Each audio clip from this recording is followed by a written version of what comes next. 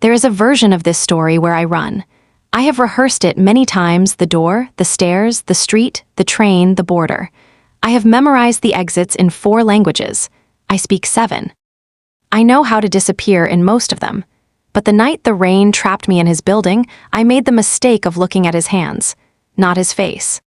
Not the gun on his hip that he wore the way other men wear watches. His hands, the way they rested on the table like they had learned patience from something that cost him. He said my name once that night. Just once, in that low, pressureless voice that didn't need volume because it had never needed anything. And I, who had translated the words of kings and criminals and broken men in 6 countries, I forgot every single language I had ever learned. He told me later he knew then. He told me much later what he knew. "Run if you want," he said, the first night he let himself say it aloud. "I'll always find you." The worst part, the part I still can't say out loud, is that I had already stopped running before he finished the sentence. The rain came without warning, the way disasters always do. I had been in Moscow for 11 months when the storm hit, and I still hadn't learned to read its sky. London taught me to expect gray. Istanbul taught me to respect wind. Moscow taught me nothing yet except cold. The particular cold that lives inside buildings as much as outside them, in marble floors, and in the eyes of men who have survived things they will not name. I was sheltering under the arch of a building on Ostazhenka Street, my laptop bag held over my head in the completely useless way that people protect things that are already wet. When the door behind me opened. Not a shop, a door that had no sign, a door that should not have opened onto a street where I was the only person standing in the rain at 10:30 on a Tuesday night. "Inside," said a voice. I did not go inside. I had learned that much in 11 months. "I don't know you," I said, without turning around. My Russian was perfect. This was my job. Perfect was the minimum, a pause. Not an uncomfortable one, a considered one. "No," the voice said, "you don't." That was all. He didn't push, he didn't threat. He went back inside and left the door open, and the rain made the choice for me in approximately 40 seconds, and I went inside cursing myself in 2 languages simultaneously. The room I entered was not what I expected, not lavish, not a front office with bad art. It was a working room, maps on one wall, a long table, chairs that were expensive but not decorative. 4 men stood at different points around the table, and every single one of them looked at me the moment I entered. Everyone except the man at the head of the table. He was reading something. A document, single page, and he was reading it the way I translate difficult texts, with a stillness that suggested the words were being weighed, not consumed. One of the standing men stepped forward. "Miss, soyez tranquille, Vadim," said the man at the table. "Be still," perfect French. Not tourist French, not schoolbook French. The French of someone who had lived inside it. My brain did the thing it always does before I can stop it. "Your accent places you in Lyon," I said, "but the construction is Parisian. Formal register, pre-90s, you learned it from someone older." The room went very, very quiet. The 4 standing men looked at me the way men look at someone who has just touched something they were told not to touch. The man at the table looked up. His eyes were gray. Not the interesting gray of storms or silver. The gray of old stone that has absorbed too many winters. His face was arranged into something that might have been calm if calm were made of iron. He looked at me for a long moment. I did not look away. I do not know why. It was not bravery. It was the same instinct that makes you finish a sentence you have already started even after you realize you should stop. "Mon professeur était de Lyon," he said. "My teacher was from Lyon. He moved to Paris at 30. You heard 11 years in 6 words." 7 words, I said. Another pause. Something moved across his face. Not a smile. Something beneath where a smile lives. "Sit down," he said in Russian. "The rain won't stop until morning." He had already returned to his document. He was right about the rain. He was right about most things. I would learn this slowly, the way you learn anything true, which is reluctantly. I sat in a chair near the door, not at the table. I opened my laptop. I had a contract translation due Thursday, legal text, German to Russian, a financial instrument with subordinate clauses that nested inside each other like cruelties. I worked. No one spoke to me. No one asked my name or my business. The men at the table continued whatever they had been doing before I arrived, speaking in the low, flat tones of men whose conversations have no beginning or end, only continuation. Somewhere in the third hour, I became aware that the man at the head of the table had stopped looking at his document and was looking, instead, at me. I did not look up. I have translated for heads of state. I have sat in rooms where the wrong word could end a negotiation or a life. I know what it feels like to be watched by powerful men. It feels like a hand around the wrist that is not touching you. I kept working. From his side of the table, I heard what might have been the quietest sound, not quite an exhale, not quite something else. A person releasing a thought they had decided not to say. Much later, I would ask him what he had been thinking. He would take a long time to answer. I was thinking, he said finally, that you were the first person who had ever stayed in that room without watching me. His name. I learned when one of his men said it near midnight, while I was finally wringing out my sleeve by the radiator near the window. The arched window where the rain hit the glass in a sound that was almost musical. Almost like keys on a piano, played by someone who was just learning what touch could do. His name was Nikolai. Just that, the man said it like it was the only name that mattered in the building, in the city, possibly in the country. I filed it the way I file words I will need later, carefully, separately, in a place where I could find it again. I should have filed it somewhere I couldn't. My apartment on Malaya Brania was the kind of small that stops bothering you after 2 months. I had a desk that faced the window, a kitchen that faced the desk, and a bed that faced the argument I was having with myself about whether what had happened last night qualified as something or as nothing in particular. The rain had stopped at 4 in the morning. I had walked home alone through streets that smelled of wet stone and old iron, and I had not looked back at the building with the unmarked door. This was a choice. I noted it as a choice. My work as a legal and diplomatic translator was contracted through an agency with an uninteresting name, Nordic Bridge Solutions, registered in Stockholm. Operating in Moscow because Moscow in the current decade needed translation the way it needed oxygen, urgently and with no interest in acknowledging the need. I translated documents. Occasionally I interpreted in rooms. I did not ask what the documents were for after they were translated. This was also a choice. The file on my desk that morning was a standard multilateral contract, the kind that looks straightforward until page 9, where the subordinate clauses begin doing things that subordinate clauses should not do. I made coffee, I sat down, I translated. My phone rang at 9. The number was Moscow unknown. I considered not answering. I answered. Paravodchik, said the voice. Translator, 1 word. Cold the way marble is cold, not hostile, just the temperature of something that has never needed to be warm. I knew the voice immediately, which I resented. You don't have my number, I said. No, Nikolai said, I do. A silence that was not uncomfortable and should have been. The translation you were working on last night, he said, German to Russian. Financial instrument, I went still. How do you know what I was working on? Because I need the same document translated, independently. For comparison, I'm under contract. I know who holds your contract, he said. They will release you for 3 days. He said it the way you say the sun rises, not as a prediction, as a fact that precedes argument. I should have said no. I have thought about this many times since. The architecture of that moment, how narrow the opening was that I walked through. Why independently? I said instead. Because someone altered the last translation. I need to know where. That, I understood. That lived in the part of me that is a professional and not a person.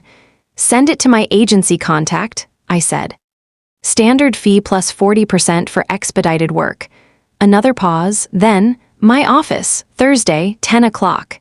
He gave me an address on Prekistenka, not the building from last night. A different building, as if he had several. He probably had several. He hung up before I could respond, which I suspected was habitual rather than rude, which is its own kind of rude. I told this to Fyodor at lunch, because Fyodor was the closest thing I had to a friend in Moscow, and because Fyodor's reaction to any story involving powerful unknown men was reliably entertaining. Fyodor Baskin was 34, worked for the same agency as I did handling logistics, and was afraid of birds. Not symbolically, not metaphorically, every bird. He had once refused to enter a client's office because there was a stuffed pheasant on the wall. He had negotiated his apartment lease, specifically to exclude any unit with a window that faced a courtyard where birds might gather. He was, despite this, one of the most competent people I had ever met. "Prakistenka," he said, putting down his fork. "Which building?" I told him. He looked at me the way doctors look at patients who have described symptoms and don't realize the symptoms are serious. "Myra, I know. That building, I know, Fyodor. Is owned by, I know." He looked at his food. He looked at me. He picked up his fork and put it down again. "There was a pigeon on my windowsill this morning," he said, "just sitting there, looking at me. Like it knew something? Pigeons don't know things. That is exactly what someone says before things go badly," he said with great dignity. He was not wrong. He was almost never wrong. He was just wrong in ways that were impossible to take seriously, which was its own kind of wisdom. Under the table, I turned my phone face down. I was not thinking about the translation. I was thinking about the way Nikolai's French had carried the ghost of a Lyon classroom, and what it meant that he had let me hear it. And whether letting me hear it had been a choice, or whether he simply had never met anyone who could hear the difference. What I did not know, what I could not have known, was that as I sat in that cafe pretending to eat soup, Nikolai Volkov was sitting at a desk on Prakistenka, reading a file with my father's name on it. Not my name, my father's. Dramatic irony. Point 1, planted, not yet detonated. I went home. I made more coffee. I sat at my desk and stared at the document I was supposed to be translating until the light changed and I had to turn on the lamp. I kept thinking about the arched window, the rain against it. The sound. The building on Prakistenka was a pre-revolutionary townhouse that had been restored with the specific restraint of someone who understood that ostentation was a form of weakness. No gold. No marble lobby with a fountain. One security desk with 2 men who looked at me the way chess players look at a piece they haven't decided what to do with yet. A staircase with an iron banister, worn smooth in the center from a century of hands. I was taken to the 3rd floor. The office was large, south-facing, with 3 windows that looked onto a courtyard where old linden trees were doing what linden trees do in Moscow October, holding on to their leaves slightly longer than makes sense, as if they know something about endurance. Nikolai was already at his desk. He stood when I entered, which surprised me. He gestured to the chair across from him. There was a copy of the document on my side of the desk, annotated in 3 colors. "You've already marked it," I said. "The sections that concern me," he said. "I want your reading first." Uninfluenced. It was the right methodology. It told me he had done this before, verified translations, found discrepancies in documents where discrepancies had consequences. I set down my bag and picked up the document. For the next 40 minutes, we worked in silence, not uncomfortable silence. The silence of 2 people who have each found the thing they are good at and are doing it, and who understand, without discussing it, that interruption is a form of disrespect. I found the alteration on page 12. "Here," I said. I turned the document toward him and pointed. "The phrase in German is contingent upon mutual dissolution. The existing translation renders it as at the discretion of the primary party. These are not the same thing. The first requires both parties to agree. The second requires only one." He looked at the passage, then at me. "You found it in 40 minutes, he said. "The last translator worked for 3 days and flagged nothing." "The last translator may not have been working in the same direction," I said carefully. A pause. He understood exactly what I meant. "No," he said, "he was not." He leaned back in his chair. It was the first time I had seen him in full light. The previous night had been low lamps and professional distance. In daylight, he looked like what he was. A man in his late 30s who had spent those years doing things that left no visible marks, but changed the weight behind the eyes. "Where did you study?" he said. "Moscow State, then Geneva for postgraduate. I wrote my thesis on untranslatability." "What is untranslatable?" It was a genuine question. not small talk. He was looking at me with the specific attention of someone who intends to remember the answer. Grief, I said, before I had decided to say it. Every language has a word for it, but they don't mean the same thing. Tosca in Russian is grief with longing mixed in. Hiraeth in Welsh is grief for a home that may not have existed. The English word sits on top of them all like a translation that almost reaches. He was quiet for a moment. Tosca, he said, not a question, something else. Yes, he looked at the window. Then back at me. Thursday afternoons, he said, I have additional documents that require this level of attention. Same rate. The work is confidential. All my work is confidential, this more than most. I should have asked him what that meant, I know that now. Every version of this story where I ask that question goes differently, perhaps better, perhaps worse, definitely differently. Fine, I said instead. That evening, I made dinner and called my mother in Tashkent, as I did every Wednesday. She asked about Moscow. I said it was cold. She asked if I had met anyone. I said no in 3 different ways until she stopped asking. After the call, I sat for a while and did not think about Nikolai. I thought about his French instead. The ghost of Lyon in the construction, the older teacher. The fact that he had studied something that beautiful and still lived inside the world he inhabited. Here is what I did not know yet. He had learned French from a private tutor his father hired when Nikolai was 7, the same year the tutor also taught his younger sister, Anya, who had a gift for language that Nikolai had loved watching her unfold, the way you love watching someone become something. The tutor was from Lyon. Anya was dead. She had been dead for 26 years. The French was the last language they had learned together. Fast mystery deepening. He speaks 6 languages he has not mentioned. Why? Slow mystery planted. Who killed her father, and what does Nikolai's file on him mean? I put my plate in the sink and stood at my kitchen window for a moment. The sky over Moscow had that particular bruised quality that comes before snow, not the gray of rain but the heavy. Considering gray of something that has decided to fall and is simply choosing its moment. I thought about untranslatability. I thought about longing folded inside grief like a letter inside a letter. I went to bed without understanding why I was thinking about either. The first time he touched me, neither of us planned it. It was a Tuesday, the 4th week of Thursday appointments that had somehow become Tuesday appointments as well. Because the volume of documents had grown in ways neither of us acknowledged as a choice. I was in the 3rd floor office. Nikolai was on a call in the adjacent room. I was working through a transcript, Russian to English. A deposition of someone who clearly did not want to be deposed, and the work was dense and required the particular concentration that shuts out everything else. Fyodor had texted me twice that morning. There is a crow on my fire escape. It has been there for 2 hours. I think it's watching me specifically. Then, it has a twig. I don't know what this means, but I don't trust it. I had replied, it's building a nest, Fyodor. He had not responded, which meant he was either documenting the crow or on the phone with building management. Nikolai came back into the office at 11. He was still on the call, something in low, rapid Georgian that he switched to English for one sentence. I'll have an answer by Friday, and then ended. He sat down. The deposition, I said, without looking up. There's a passage on page 6 where the witness uses a reflexive construction that doesn't translate cleanly. He's describing something he did to himself accidentally, but in English the reflexive is absent, so it reads as something done to him intentionally. It changes his legal exposure. Show me. I pushed the document across. He leaned over to read it. He was close enough that I could smell him. Not cologne exactly, something underneath cologne, something colder and cleaner, like stone in winter. I looked up to point at the passage. His shirt sleeve had ridden up slightly and I saw it.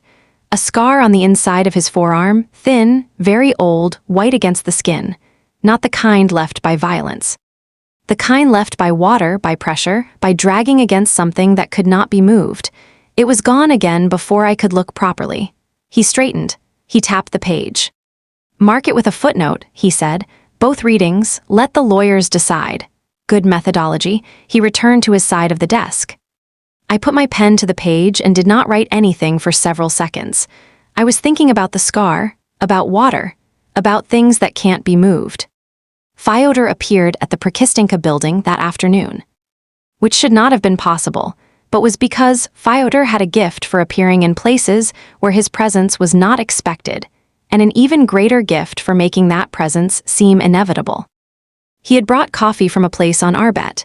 This crow, he said, handing me a cup, has now been joined by a second crow. They are conferring.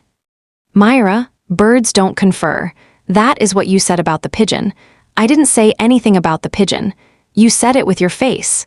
He sat down in the chair across from me without being invited and looked around the office with the calm assessment of someone who processes danger as information rather than threat. He's in the building. Yes. Are you all right? It was such a direct question that it required a moment. I'm working, I said. That's not what I asked. I looked at my coffee. He's very, I started and stopped. Yes, Fyodor said, as if I'd finished the sentence. He is. From somewhere in the building there was a sound, a door, controlled and final.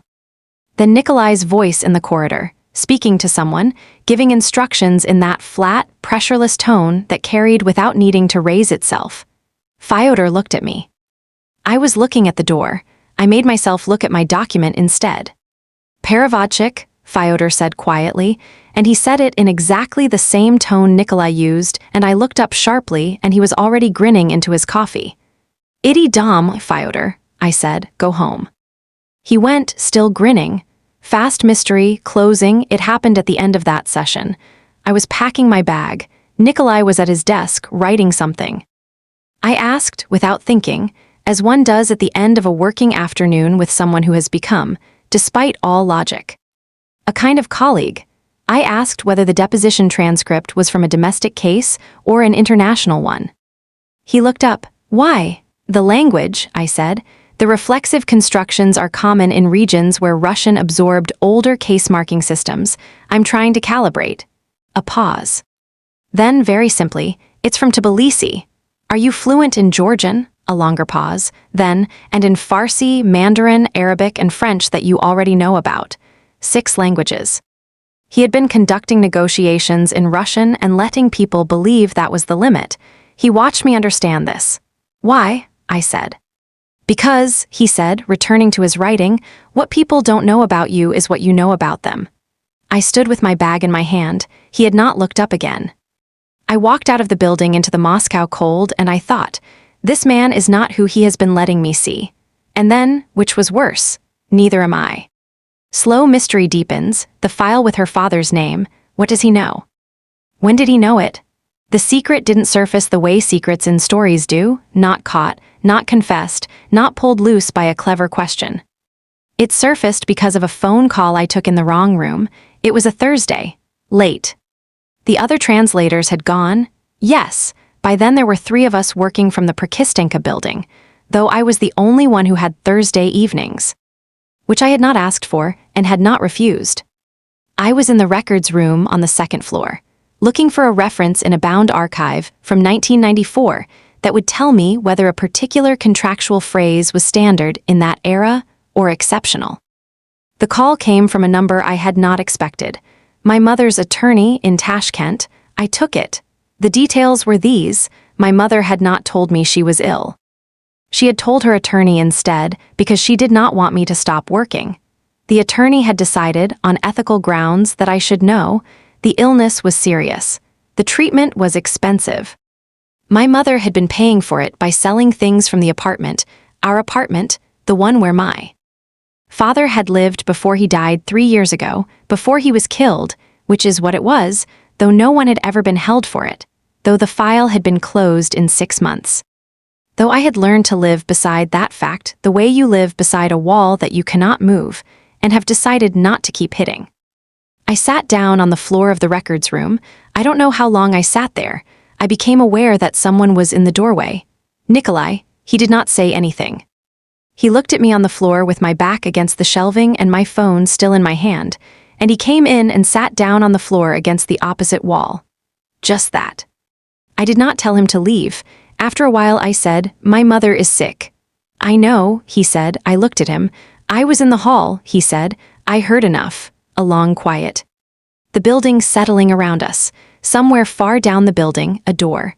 My father died 3 years ago, I said, not knowing why I was saying it. He was found in his car on Chimkent Road. The police report said cardiac event. He was 51 and in good health, and he had been making a very specific kind of enemies for about a year before it happened. Nikolai was very still. He was a translator too, I said. Financial documents. He found something in a document he wasn't supposed to find. He reported it. 3 months later he was dead. I looked at my hands. No one was ever charged. The file was closed. I moved to Moscow because I needed to work, and I told myself it wasn't because I wanted to be closer to whatever he had been close to when it happened. Silence. Was it? Nikolai said. His voice was very low. I don't know. He looked at the floor. A muscle in his jaw moved once and stopped. Dramatic irony point 2. Executed what I did not know. What the listener knows, because I have told you, is that Nikolai Volkov had a file in his desk drawer on the 3rd floor that contained, among other things, the name of the man who had ordered my father's death. He had been sitting 3 feet from me for 4 weeks. He knew what I did not know I was looking for. He said nothing. What he said instead was, "How much does your mother's treatment cost?" Not a question the way I'm typing it, not inflected upward, a request for data. I told him. He nodded once, the way he nodded at information he was incorporating. "I'll have it transferred by morning," he said. I opened my mouth. "No," he said before I could speak. "Not a gift. Work you haven't been paid for, add it up." There was no polite way to refuse this that wasn't also a lie, so I said nothing, which was its own kind of answer. He stood. He held out his hand. I looked at it. He was not offering to help me up.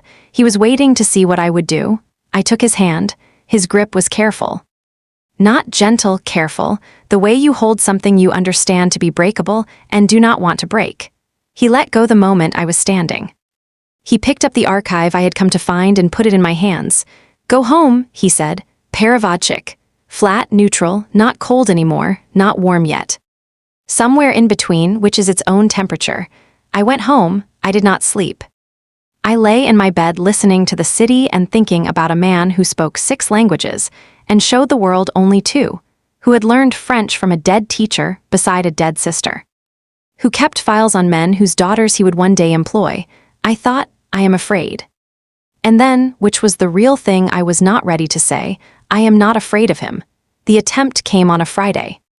I was leaving the Prakistenka building at 6:30, which I did not usually do. I usually left at 5.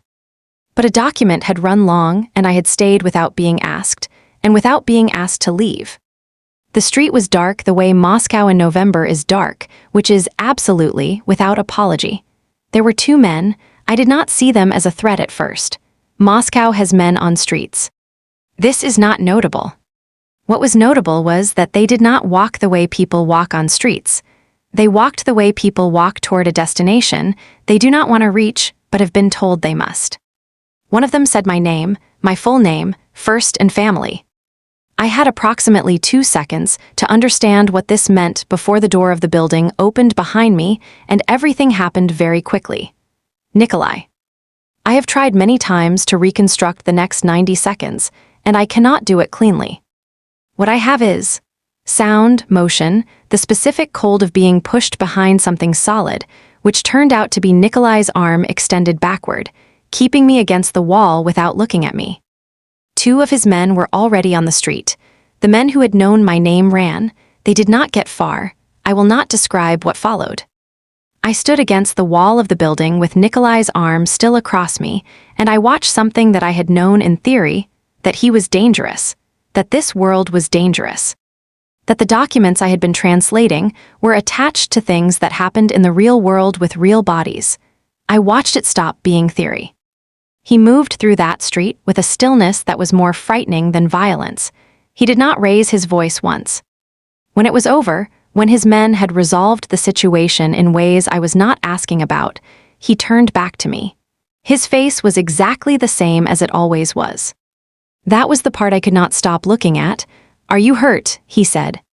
"No." He looked at me the way doctors look at patients who say they're fine, thoroughly, specifically, without accepting the answer yet. "Come inside," he said. We were in the third-floor office for what felt like hours, but was probably 40 minutes. His men were in and out. He gave instructions in 3 languages. At some point, someone brought tea that I did not ask for, and he did not drink. I sat in my usual chair across from his desk. This is the detail I keep returning to. I sat in the chair I always sat in. As if this were a Thursday. At some point, there was a commotion from downstairs, Fyodor's voice, recognizable even through 2 floors and a closed door, insisting at some volume that he had an appointment, that he was expected, that he needed to speak to Myra specifically, and that no, he could not wait, because there was another crow outside and he believed he was under surveillance. One of the guards appeared in the doorway to report this. Nikolai looked at me. "A friend," I said, a pause. Then, to the guard, "Let him up." Fyodor appeared in the doorway looking slightly disheveled and carrying a bag from the deli on Nikitsky that he held up as explanation. He saw me. He saw the office. He saw Nikolai at his desk. He set the bag down on the nearest surface and said, with immense dignity, "I brought provisions, for whatever this is." Nikolai looked at him for a long moment. "Sit down," he said. Fyodor sat down. He opened the deli bag and produced, in absolute seriousness, 2 sandwiches and a small container of soup, which he placed in front of me. "Eat," he said to me. Not to Nikolai. "You look like you're deciding something, and decisions made without food are historically poor." I picked up the sandwich. Nikolai, who I was watching from the corner of my eye, looked at Fyodor with an expression that might, in a man with a different history, have been respect. Fyodor did not eat. He sat with his hands folded and watched me eat with the expression of a man performing a function. Later, after Fyodor had been escorted out and the building had quieted, Nikolai stood at the window. I was still at the desk. "Perevodchik," he said, "not cold, not warm, something between them that had no name in any of my 7 languages." "I know," I said. I didn't know. I didn't know what I was agreeing to. I knew that something had changed and that the change was not reversible. He was still at the window. His POV pressure valve, she had not flinched. That was the thing. She had pressed herself against the wall when he told her to, and she had stayed there, and she had not broken. Standing outside his building in the dark, she had looked at the men approaching her, and she had been afraid, he could see it, and she had not moved anyway. He had spent 20 years surrounding himself with people who were not afraid because they had stopped being able to feel it. She was afraid, and she was still standing. He did not know what to do with this. He had not known what to do with her since the first night in the rain when she had corrected his French without apology. Since the moment he had understood that she was the first person to sit in that room without watching him, he thought of Anya's voice. He thought of his own hands, 26 years ago, reaching for the wrong thing. He thought, not again. He thought, it is already too late for not again. He turned from the window. "Don't walk to the building anymore," he said. "A car will come for you." It was not a question. I looked at my hands. "All right," I said. The nickname in his mouth that night was neither cold nor warm. It was something I didn't have a word for. I have been translating it ever since. War, when it comes, does not announce itself. You are in the middle of an ordinary sentence, and then you are not, and the sentence never gets finished, and you understand that some things do not finish, they simply stop. The ordinary sentence I was in the middle of was a transcript, English to Russian, corporate arbitration, almost boring, when my phone rang and it was Fyodor's number, but it was not Fyodor's voice. It was a man I didn't know saying that Fyodor was in the hospital on Pirogov, that he had been found outside his building, that I should come. I came. Fyodor was awake. He had 2 broken ribs and a fractured eye socket, and he looked, lying in that hospital bed, so much smaller than a person who argued with crows should look. "The crow," he said, when I sat down. His voice was rough. It wasn't surveilling me, it was warning me. "Fyodor, I'm serious, Myra. It left the fire escape 20 minutes before they came." He paused. "I'm reconsidering my entire relationship with birds." I held his hand and did not say anything, and after a while he fell asleep, and I sat in the chair beside him and thought about the fact that Fyodor Baskin had got his ribs broken, because he knew me and I knew Nikolai, and Nikolai had enemies who were making their arithmetic obvious. I called Nikolai from the hospital corridor. He picked up on the second ring. I said, "They hurt Fyodor." A silence that was not considered this time. A silence that was controlled violence in the shape of stillness. "I know," he said. "I have men there now. You knew before I called." "Yes." I leaned against the corridor wall. A nurse passed with a cart. The hospital smelled of antiseptic and institution and the particular kind of exhaustion that comes from caring about things you cannot fix. "This is going to keep happening," I said. "Yes," I breathed. "I can arrange," he began. "Don't," I said, another silence. "I'm not asking you to arrange anything," I said. "I'm telling you I understand what this is. What staying here means." A pause. "I want to understand it completely before I decide." A long quiet on the line. "What do you need to understand?" he said. "Everything," I said. "Tell me who your enemies are. Tell me what they want. Tell me what you can and cannot protect." He told me.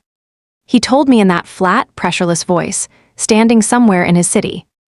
And what he told me took 14 minutes, and it was honest in a way that powerful men are rarely honest.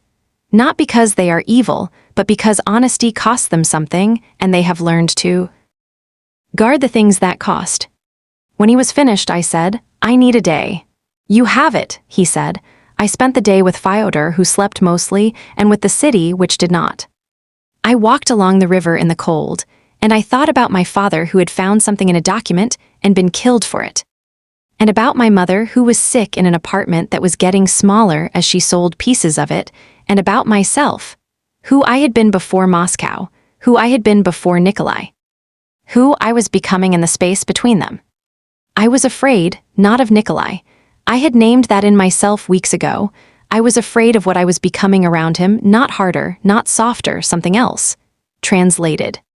As if he were rendering me into a language I hadn't known I contained. I thought about leaving. I planned the route. Airport, Tashkent, my mother, a life made of smaller dangers. I thought about Fyodor in his hospital bed telling me a crow had warned him. I thought about Nikolai's hand, careful around mine, letting go the moment I was standing. I went back to the hospital. I sat beside Fyodor until he woke up at 8:30. "Well," he said, "I'm staying." He nodded. He did not look surprised. He looked like a man who had known and had been waiting for me to know too. "Good," he said, then. "Do you think they have decaf here? I'm trying to reduce my caffeine intake." I read that caffeine heightens anxiety, and I have enough of that specifically around birds. I laughed. It was the first time I had laughed in 36 hours. Outside the hospital window, somewhere in the dark Moscow night, something moved in a tree. Fyodor did not look at the window. They took me on a Wednesday morning.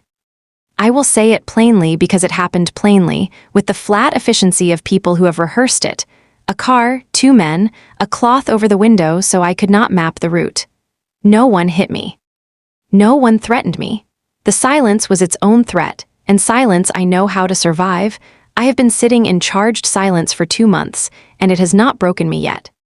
They put me in a room that was probably a storage space in a previous life, concrete, cold, a single bulb, a chair. There was water. There were no windows. I sat in the chair and I translated. Not documents. I translated the situation. The room, the men outside, the fact that I had been taken cleanly and quickly and without damage, which meant I was a message and not a target. Messages need to be legible. You do not damage a message before you send it. I was something they were sending to Nikolai. I thought, he will come. And then, which surprised me, I need to still be me when he does. The man who came into the room after 2 hours was named Zhukov.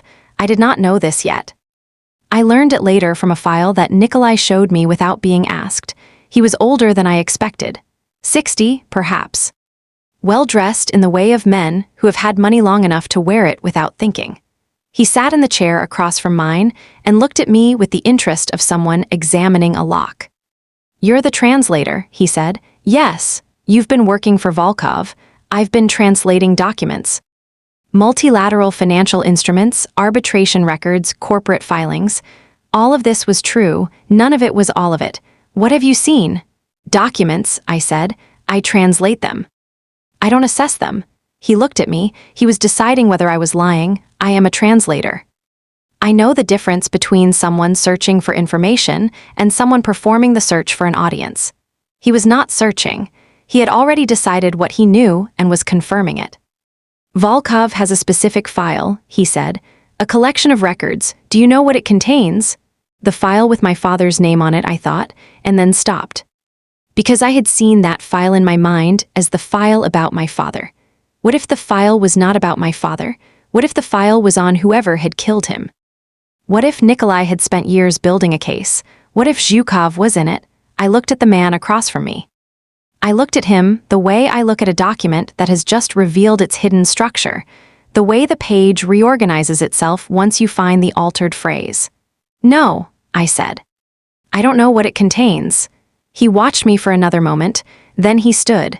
Tell him, he said at the door, that we can resolve this without cost to the woman if he brings the file. He left.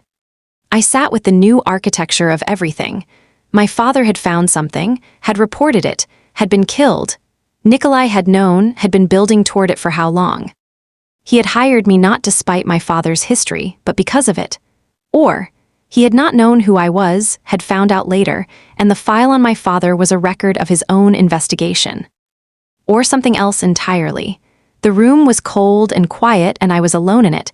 I am a translator. I do not produce meaning. I find it inside structures and carry it across. I carried what I had across the room in my mind until I found its shape. Zhukov had ordered my father killed. Zhukov was in Nikolai's file. Zhukov had kidnapped me to get the file destroyed. The traitor in Nikolai's organization who had given them my name and my routine was someone who had been moving between both sides. I thought about who had known my schedule. I thought about who had access to the building. I thought about a man who arranged his life around being underestimated, who knew 6 languages and showed the world 2. I thought someone else has been doing the same thing. I sat in the cold room and waited, and I was afraid, and I did not break, and I was, for the first time in 3 years, completely certain of what had happened to my father. I want to be honest about the rescue. He came. Of course he came. But I had been in that room for 14 hours, and by the time the door opened on its final opening, I had already done something. What I had done, the guard who brought water the second time, was young and uncomfortable. He was not a man at ease with the situation. This is visible in the body, in the way the eyes don't settle, in the way the hands move slightly more than necessary. I am a translator. I have spent 15 years reading the body's language alongside the spoken one. I spoke to him in Russian first, then in Georgian because there was something in his cadence. His face changed. Not toward me as a woman, toward me as someone who knew where he was from. We talked for 11 minutes. I did not ask him to help me. I asked him about Tbilisi in spring, which I knew from the documents I had translated, which mentioned the street markets and the sulfur baths and the specific quality of light on empty Kavari River in April. By the end of the 11 minutes, he had given me his phone. I called Nikolai, not because I needed saving. Because Nikolai needed to know where I was before he did something irreversible, and because I had information he needed, and because I had decided, fully, consciously, with complete knowledge of what it cost, that this was the side I was on. He picked up on the first ring. Myra, not Paravodchik, my name. I'm all right, I said immediately. Listen to me, Zhukov wants the file on my father. He gave the order. He's in your records and he wants them destroyed. The person inside your organization who gave them my schedule? I know, he said. His voice was a controlled thing, very tight. I already know. Are you physically? I'm fine, basement level. I count 3 men outside the door. One is from Tbilisi and is reconsidering his life choices. A silence. Give the Georgian the phone back, Nikolai said. Tell him I know who his family is in Tbilisi. Tell him they will continue to be safe if he stays where he is for the next 20 minutes. I relayed this. The Georgian's name was David. He sat down in the corner with my phone and did not move. The next 20 minutes were not quiet. They were the sound of Nikolai's world doing what it exists to do, from a distance, filtered through concrete and a closed door. When the door opened, it was him. He was not hurt. This surprised me, not because I expected him to be, but because the sounds outside had been serious and serious sounds leave marks. He stood in the doorway and his eyes found me, and then he crossed the room and stopped 2 feet away. He looked at me for a long moment. "The file," I said. "You've been building a case against Zhukov for 3 years. Yes, since my father. Before your father," he said. "Your father's death was the evidence I needed that I was right." He stopped. This was, I realized, a man who did not stop mid-sentence. "I am sorry I did not tell you sooner." I looked at him. "You need to tell me everything," I said. "Not now. When this is over, everything." "Yes." He held out his hand, not careful this time, something else, something that had stopped managing itself. I took it. From somewhere above us came the sound of Fyodor's voice, audible even through 2 floors, saying with great feeling that he had just been dive-bombed by a pigeon in the parking lot, and that he was beginning to suspect he was specifically targeted by the avian population of Greater Moscow. Nikolai looked up at the ceiling. I started laughing. I laughed until I had to lean against the wall, and Nikolai's hand was still in mine, and he was watching me with an expression that I had no word for in any of my 7 languages. Or perhaps I did. Perhaps it was Tosca, grief with longing folded inside it, except reversed, except the opposite. Except something that had not been named yet, because it had not finished becoming what it was going to be. "Perevodchik," he said, quietly, completely differently than he had ever said it. "I know," I said, still catching my breath. "Come out of this room." I came out of the room. Pavel Zhukov was not a man who ran. This was either dignity or arrogance, and in the end the distinction didn't matter. He came to Nikolai. Which is to say, Nikolai made clear through the channels these things are made clear through, that the choice was between a meeting and something with no choice in it, and Zhukov chose the meeting. It was not in the Prakistenka building. It was in a space I had never been, a warehouse near the river, which I would not have been in at all except that Nikolai had looked at me the evening before and said, "You can be there. If you want." "As a witness," I said. "As yourself," he said. "Which is a kind of witness?" I went. Zhukov arrived with 2 men. Nikolai had 4, but the dynamic in that room was not mathematical. The dynamic was Nikolai, very still, behind a table, and a file in front of him that contained 3 years of work. And a man across from him who had ordered the death of a translator named Osman on Chimkent Road, and had spent 3 years believing he had gotten away with it. I stood near the wall. Zhukov saw me and understood something. I watched him understand it. "The woman was not part of the agreement," he said. "She is part of every agreement from now forward," Nikolai said, simply, without emphasis. "The negotiation, if it can be called that, took 40 minutes. I will not transcribe it. What I will say is that the file went to the prosecutor's office before dawn, and that the things it contained were sufficient, and that Zhukov was arrested on a Tuesday morning in his apartment on Tverskaya, and that I was not there for that part. What I was there for, after the warehouse, when Zhukov had left with the knowledge of what was coming and his men, and whatever remains of yourself after you have been told that everything you built is ending. After all of that, Nikolai's phone rang. It was the man who had been inside his organization. I had known since the storage room who it probably was. I had not said it because knowing and saying are different actions with different costs.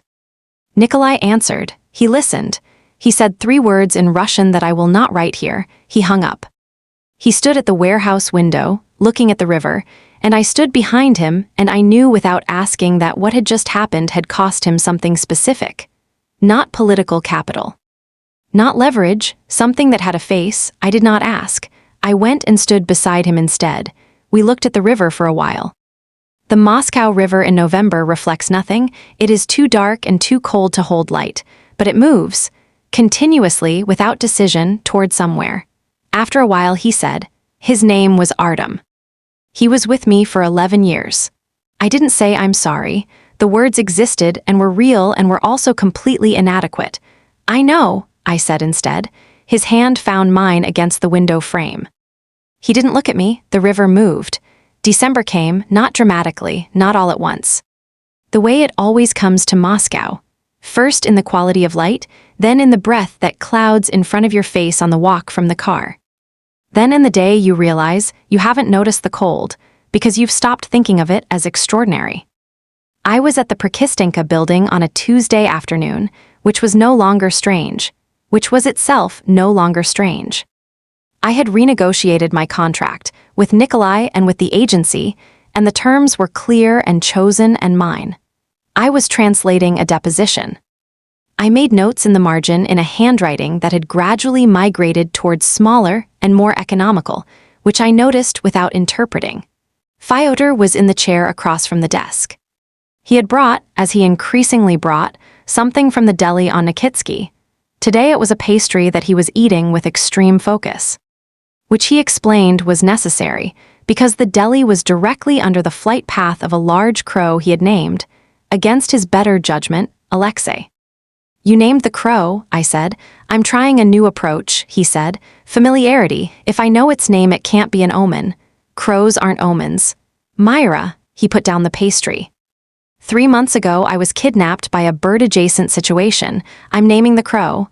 I looked at him. You were not kidnapped by a bird-adjacent situation. The crow warned me, he said. I ignored it. Look what happened. I opened my mouth, and then Nikolai was in the doorway, and Fyodor picked up his pastry again with the energy of a man returning to important work. Nikolai looked at Fyodor. Fyodor nodded. This had become, somehow, a greeting between them, economical, without warmth performed, which meant it had actual warmth in it. Nikolai crossed to his desk and sat down. We worked for an hour. The building settled around us. Outside the window, the linden trees had finally surrendered their leaves and stood bare against a white sky, patient as structures. At some point, Fyodor left, saying he needed to track Alexei's afternoon movements. At some point, the work was finished.